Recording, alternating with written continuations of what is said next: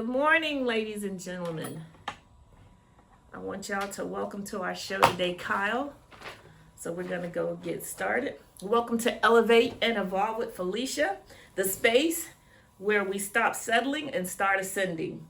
I'm your host, Felicia, and every week we dive deep into the mindsets and habits and stories that help us rise higher and become the best version of yourself.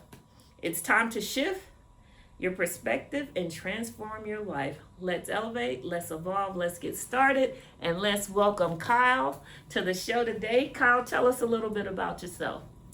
Well, I don't know. What do you wanna know? Give us a bio. Tell us a little bit about yourself, and we're gonna be talking about investing, and then you can intro into there. Okay.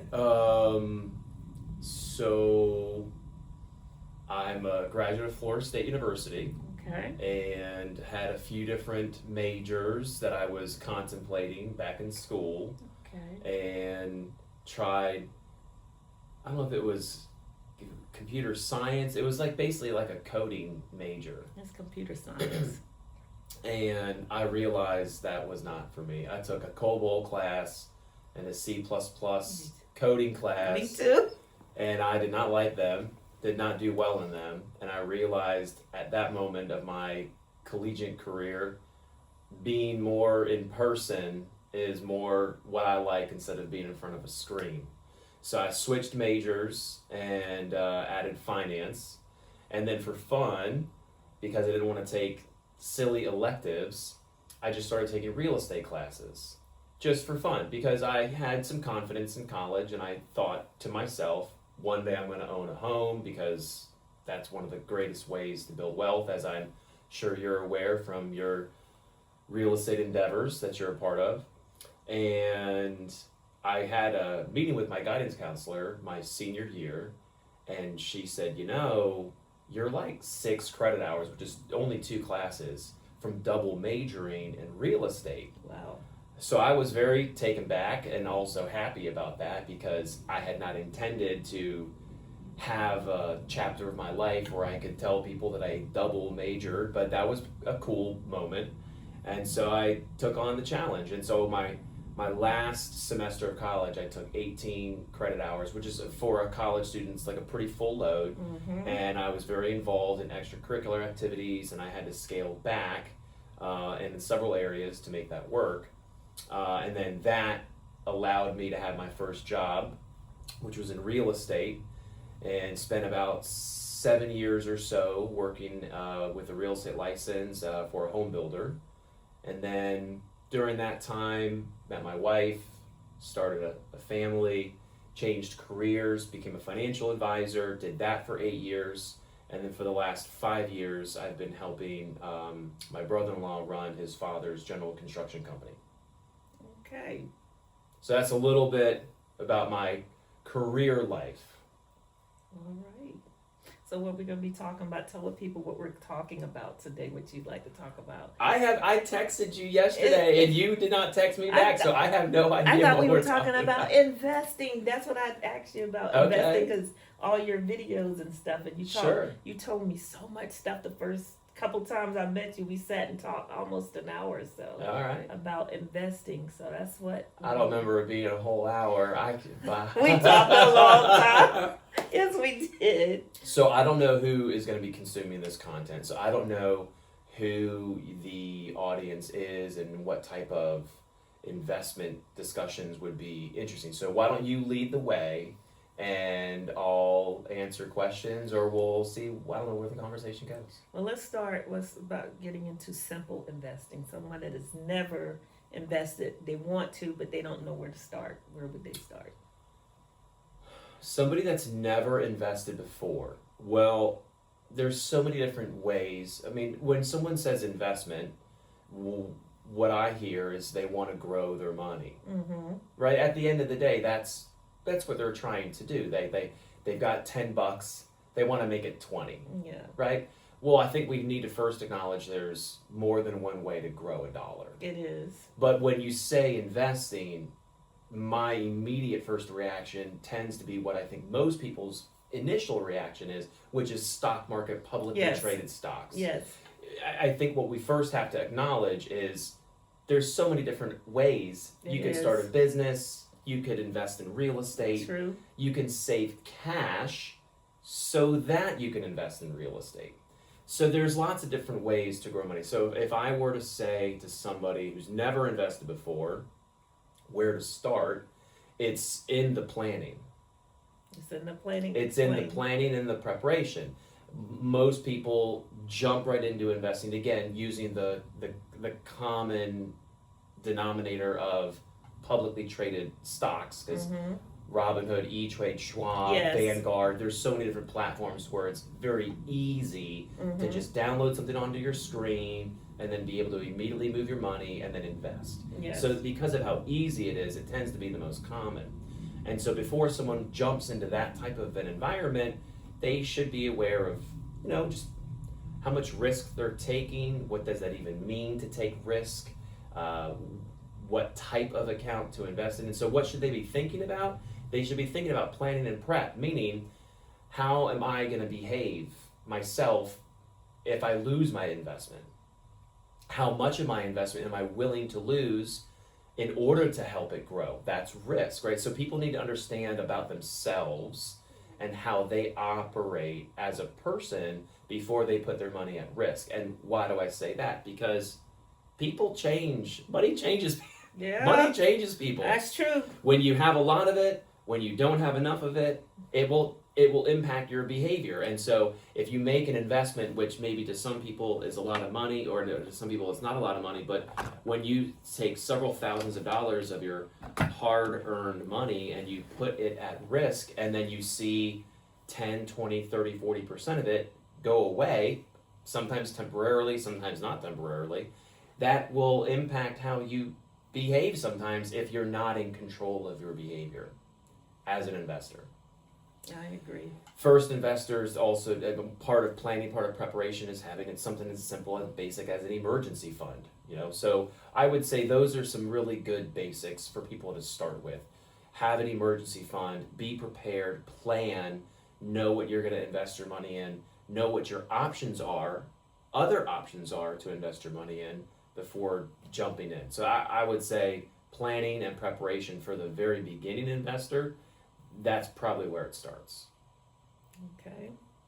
I know when I was ready to start investing years ago, I got through USAA, they sent me a survey asking me would I like to be conservative or aggressive, different types of what do you want, so they know how to invest your money. Talk a little bit on that. Right, so those are risk tolerance assessments. Those are very helpful. USAA has one, Vanguard has one. I would say most places that have, it's called like a KYC, know your client or know your customer, because there's a bunch of regulatory around providing investment advice. So the way to work around that regulation is by informing the customer of how much risk they're willing to take. So so if anyone watching this would go to USAA.com or .com, I think it's .com, or any of these other websites, 15, 20 questions, and it asks people very specific, very intentional questions around, hey, if this much of your portfolio went away, how much would that change you? How much would that impact you? And so taking those assessments are great because it helps people understand themselves better as an investor. Not what labels they might want to have as themselves, but as an investor, it will help educate themselves on how they might react, because when you invest in the stock market, so much is outside of your control that you're reacting to a lot of what the market is doing. So yeah, I think those assessments are really, really good. Yeah, I like that. I think another investment that some people don't do, and you can use it if you need, is life insurance. Okay. You know about that? I know about life insurance, sure, yeah. Talk a little bit about it. Like people like with I have something where like a Rockefeller setup. Okay. And the insurance I got like key man people that work for me. Okay. Something happened, I can they're not here no more, I can pull from that insurance to get someone else. Okay. That's one thing. And then insurance, like if something happened to me You know how they keep it going? You can pull while you're alive. People in the family can pull from the insurance. Okay. Like the Rockefellers, they kind of set this up. They did? Yeah. Tell me about that. You haven't heard about it? No. Wow. Yeah, it's a book. I'm learning more because I got some people that it's a guy fifth generational wealth. He didn't understand what student loans, so they're kind of training me. So I'm in the process of learning some stuff. That's exciting. Yes, because he didn't understand. They got a family bank, and that's what I'm striving to do. But usually, when you have a family bank, you have a architect, a tax architect, and you got to make over $200 million, have over $200 million to have a family bank. And they've had it for 5 generations. He's 5th generation.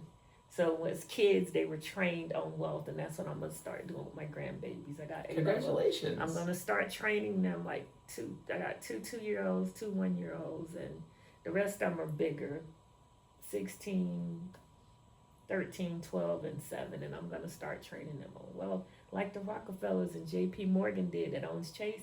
He trained the children when they started this at the turn of the century with the oil. You heard about the guys that built America, Vanderbilts, Rockefeller, and there's one more, the oil people, and then there's one up out of New York. I cannot think of his name now. He's very popular.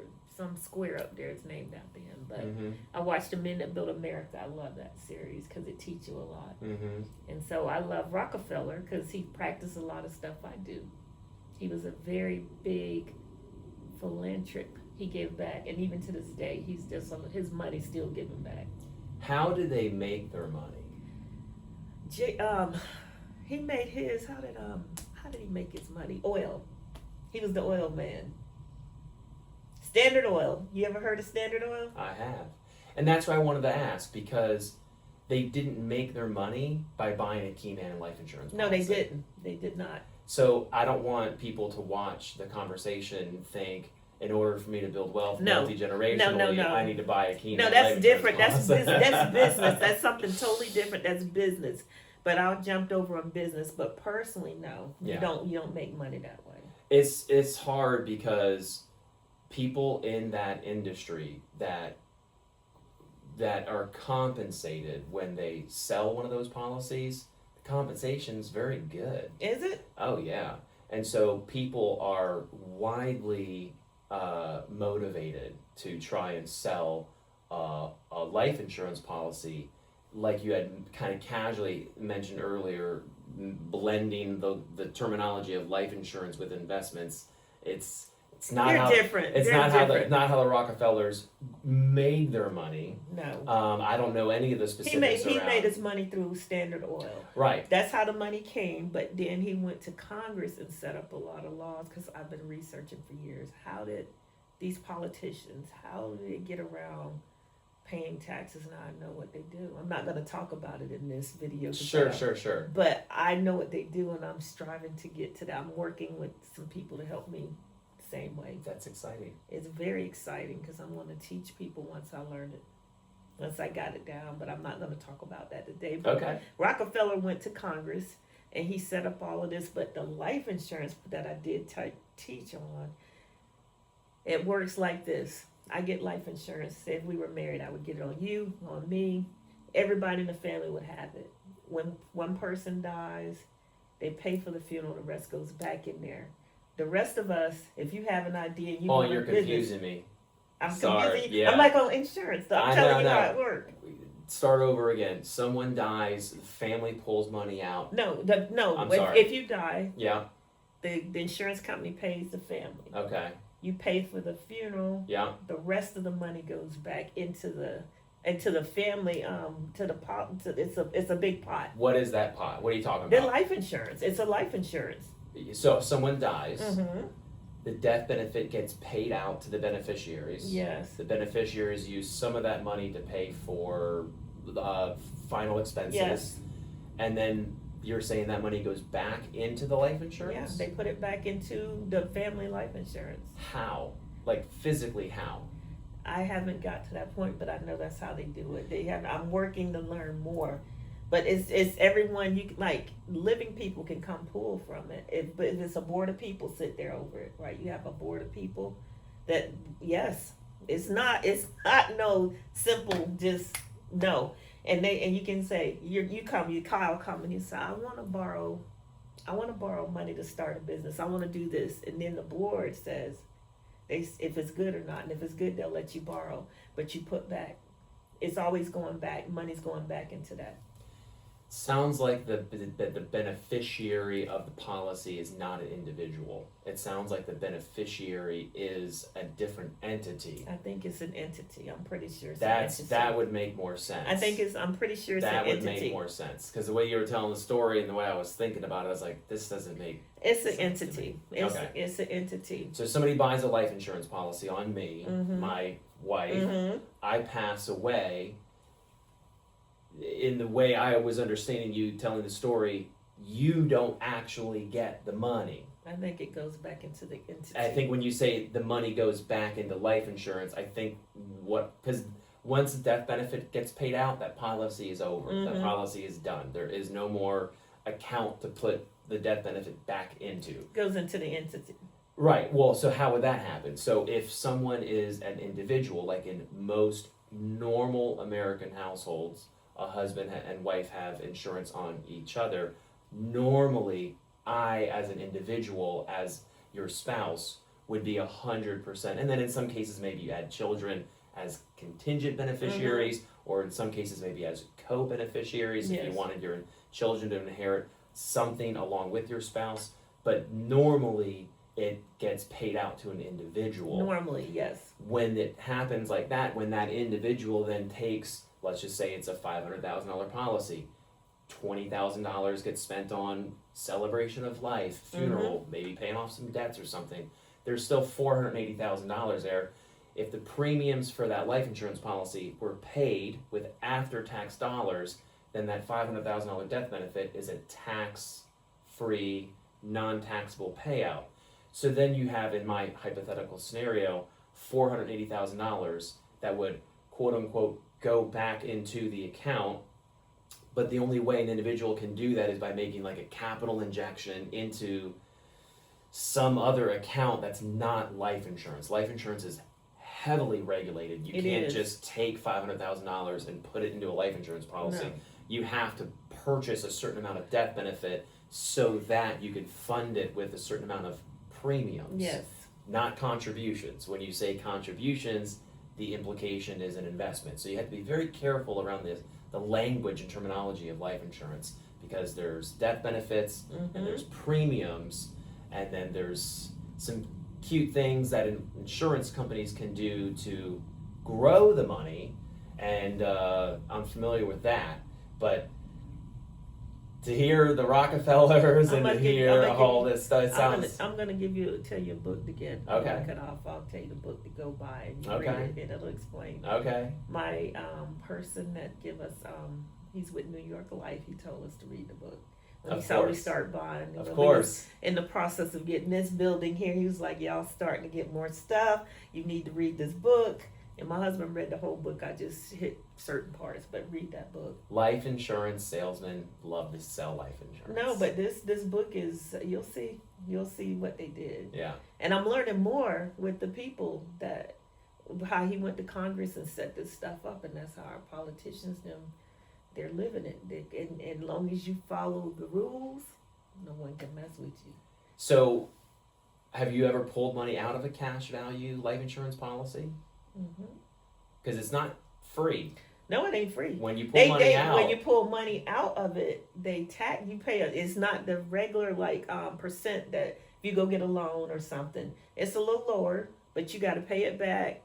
And New York Life don't give you time to pay it back. You pay it back when you're ready, but it's a percentage. and if you don't pay it back, how does the interest on that loan get repaid?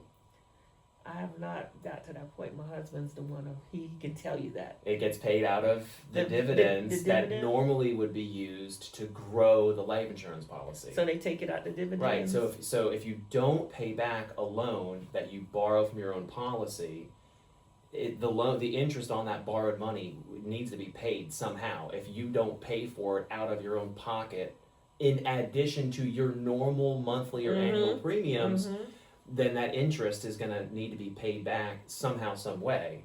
the life insurance company has some options. They can take it away from the growth if you've tried to add some sort of a growth avenue to a whole life policy. In some cases, people try to tie it to a stock market index. In some cases, it's not tied to an index. It's just growth based on the insurance company's historical history of performance. And they will, in some cases, take that money that they would normally pay towards your policy to help grow your cash value and use that money to pay back the interest on the loan that you've borrowed. So you might not actually, quote unquote, have to pay the loan back, but when you borrow from life insurance, if you don't pay it back, there are consequences, and those consequences will hinder the growth of the policy long term. So it's not as smooth and as glossy and lovely as it always sounds. There's a lot of moving pieces, a lot of moving parts, and my fear about bringing up families like the Rockefellers, keep going. My concern is people, consumers, they hear that, they're not fully educated, they don't do enough research, they hear that, and they're like, I want to do what they do. You got to research. Yeah. You got to do your research. Yeah. You just can't jump at it. Right. I've been looking for this stuff for years, and finally last year found out about it. You cannot just jump into it because it's a lot. And then when you get ready, you better have your ducks in a row financially so that if you want to do it, you can do it. Yeah. But it's a lot of research because a lot of people are not ready for that. Yeah. Yeah. The thing about, since we're really hitting the whole life early in this chat, the thing that people need to understand is the opportunity cost. If someone wants to use whole life insurance as a tool to grow their wealth, it will work. It will do its job. It will, over a long enough period of time, it will work. But at what cost? And when you compare the growth and the rate of return of taking your hard-earned money, when you guys have a client and you close out a project and you earn profit after paying admin and staff, and there's money left over that you worked really hard to earn as profit, when you take that money and you try to grow it, you just have to understand that there's some ways to grow money slowly and some ways to grow money quickly. And in my 21 years of taking money that I've earned and trying to grow it into becoming more money, I have really appreciated the consistency that whole life has provided my portfolio, but it's come at a cost. And that cost is I could have taken those same dollars, since I've proven myself for 14, 15, 16 years to pay a whole life insurance premium for that consistent amount of time. When you have an investor, a consumer, a customer, when you have somebody that has that level of discipline, if you compare that level of saving to a stock market or to real estate, growing wealth by whole life, it becomes a little silly because you really don't grow your wealth by using whole life. You more so protect what you already have. Yeah. And so I don't want people to hear Rockefellers, hear whole life and think, yep, I'm going to buy one of those policies, because having a good solid emergency fund and then a good habit of saving money is, I think, a really good start for most people. Not all people, but for most people, that's probably a really good path to go by. And when you take $100 a month and you put it into a whole life policy, instead of putting that additional 100 into trying to max out a Roth IRA, those examples are not fair. They're apples and oranges. But they both need to be considered because the $100 is coming from someone's hard-earned money. Yes. So the source, the starting point is coming from the same spot. So what we're really talking about is opportunity cost. How much, if you take that $100 and you throw it at a whole life policy, what you're giving up is the increased amount of wealth you could grow by investing it in real estate, where there's some phenomenal tax benefits, and then also through stock market. So we've talked about that quite a bit, but I would say that's how I would probably wrap that up and put it on a bow. What else did you want to chat about? Well, we talked about emergency fund, and I'd like to go back to that because I think that's a great start for anyone, and that's something we started years ago, an emergency fund. We put back. I kind of, when it started, I wanted to give my husband a hard time because I was like, "How are we gonna do that?" And in the beginning, it was hard. But what we did to start our emergency fund is we every time we get paid from any increase of any money, because I'm a service disabled vet, so I get some money from the VA. I get money from my paycheck. So what I do, every time we get paid, we put money back, a certain amount. And doing that at first through the years, it was hard, but it's Mm-hmm. easy now because it's like, okay, put back. When we get paid, put back. It's just easy. We just take it out. It's not nothing to think about. And we grew it so that we were able to help so many people in the past few years. It's just because, and still not be hurting because we help others with that. We were able to help people. They pay us back. We put it back. But that's how we started our emergency fund. So tell me, what do y'all do? How'd you start y'all's? Very similar to you in the sense of you just got to start. Yes. I think that there's a lot of information out there about CDs and a lot of information out there about high yield savings accounts. Mhm. But if we're being honest, if someone has, let's just be modest. Let's say someone has a need for a $10,000 emergency fund. $10,000 is a lot of money. I mean, $10,000, that's a lot of money.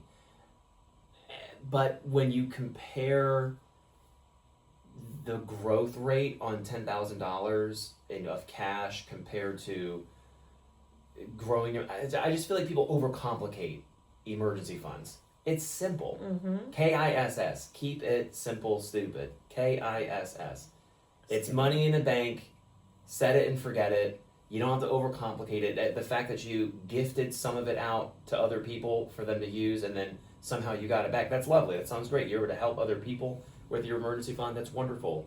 But I think people overcomplicate and over discuss emergency funds when they're really simple. It's just cash in an account. That's it. You don't buy and sell. I mean, you could ladder CDs and you can get really sophisticated if you wanted to, but really it's just a small chunk of money that's there in case you need it. It's not, an emergency fund is not intended to be compared against real estate or to be compared against stock market investing or Roth IRAs or ETFs because it's not intended to grow like that. That's right. It's intended to help you and I sleep at night so Yes. that if something happens, a customer says no, or something happens to one of our buildings, we've got the cash to fix the building. We've got the cash to buy another washing machine if the one on the second floor Yes. goes out, or heaven forbid, an accident happens and you have to pay an insurance deductible. Like that's what it's there for. So I think people overcomplicate emergency funds. The problem with emergency funds is people don't have them. The average, I don't want to go too political in our conversation, but in our country right now, and it's been this way for a while, everything's more expensive and people's wages have not kept up with how fast everything has increased in cost. And that has suppressed people's abilities to put an extra 10, 20, 30, 50, few $100 aside a month. So I think that we need to encourage more people to have an emergency fund as opposed to talking about high yield savings accounts and CDs and what type of low interest rate of return you can get on such a small chunk of money. I saw a YouTube clip my algorithm fed me the other day of LeBron James punking Draymond Green. And Draymond Green, he's a NBA basketball player, very good player. I think he's a Hall of Famer, very good. And he himself, who's a very smart investor, even he in this clip I saw, he goes, "Who has $100 million cash sitting around? That person is stupid." Yeah. And he's right. So you don't want to have. I mean, Warren Buffett has piles and piles of cash. Sure, it's Warren Buffett, and he's probably going to use that to buy a company to reinvest it somehow. But let's not confuse that war chest of cash compared with a normal mom and pop having a few $1,000s set aside for an emergency. So I think people need to focus more on trying to live below their means Yes. as they can on their pursuit of happiness. Everyone has a different way of defining their pursuit of happiness. But I think on your pursuit towards what you define as happiness, you have to live below your means and you have to put some money aside. And that's easier said than done. But to Felicia's point, you just have to start and do it. Start saving a little bit and go from there. But I think that would be a really good thing, is to encourage more people just to do it and to popularize having an emergency fund. And oh, you've got that? Oh, you're cool. Okay, good. You're good. You've got that. So that's how I feel about emergency funds. More people need to have them, and there needs to be less complication around like what to do with it. It's just a small chunk of your net worth, a small chunk of your savings, small chunk. And if it's not a small chunk yet, then that's your first clue. You're starting early. If it's it will eventually be a small chunk of your total picture. Yes. Yeah. So I think we're getting close to our time. Is Okay. there anything else you'd like to talk about? Because I wanted to talk about investing, but I wanted to congratulate you on your talk, your TEDx talk. It happened right before we're doing this little chat here. And so I just wanted to ask you how that went, because I tried to find the actual it's not out speaker, yet. the actual talk. I couldn't find It's it. not out yet. Okay, where can We I just find did that? it. Okay. He's not put it out yet. All I'll right. tell you when we shut down, when we're supposed to be getting it, but I'll tell you all of that. Because when a person holds a TEDx, TED Talk is the main thing. Yeah, okay. And TEDx is under TED Talk. Okay. So when a person comes and say, if you go to TED Talk and say, I want to do a TEDx talk, you're responsible for all the costs, finding the people, staying within the guidelines and the rules of TED Talk. Interesting. And so I'll tell you more about it Okay. when he finished. But Yeah. I just did it, and I was in Abuja, Nigeria, the capital of Nigeria. I flew out there for a week, and I was at, and it's called TEDx Matima. It was a women's conference. Mm-hmm. We had about 300 plus people there. I was a little nervous because that's the biggest crowd I'm speaking now. That's the biggest crowd that I've spoke to. And when I went on stage, I kind of looked and I was quiet, and they started clapping, I guess to get me unnervous. So Yeah. I started talking, Yeah. and they wanted me to talk on anger because I was in the military, PTSD, and manic depressive disorder is what they diagnosed me with. Yeah. And I went through counseling because I used to be like a piece of TNT. You could set me off just like that. So he wanted me to talk on anger. So I talked about anger, how I used to get angry, so angry that I saw red. And how what I do now, I don't, as you see the talk, I'm not going to tell everyone everything. But when you see the talk, it talks about things that I do now. I don't react or respond to foolishness. You'll see, it was really good. I got a lot of people come up and tell me that they really enjoyed it and that they thought they were the only person to get angry and see red, and that's bad. Because I know for me, when I was like that, the military training would kick in, and that's bad because I know I could have went to jail if I would react on those moments, and that's what I talked about. So it was on anger. It was totally, the whole conference was for women, so it totally ministered to different areas in women's life. So my part was anger, and a lot of women said that they get like that. I don't no more, thank God. I don't want to be like that. I'm older too, and I want to live long, and that's not good for you to get that angry. So that was my TEDx talk. I was very excited, and I guess when I stood on that stage, it was a for real moment, like, wow, I'm actually here on a TEDx stage. It kicked in. That's it hit cool. me. Yeah, that's cool. It Well, was- congratulations. Thank you. I'm proud of you. Now, your kids are older now? Yes. So this might not work for you, since your kids, I don't know, they might be dining at their own table, not at mom and dad's table anymore. My girls are still young, they're still at home. And one of the things that I would encourage anyone watching to do is this fear of speaking in front of people. You're not alone. There's a lot of people that have that fear. I had it.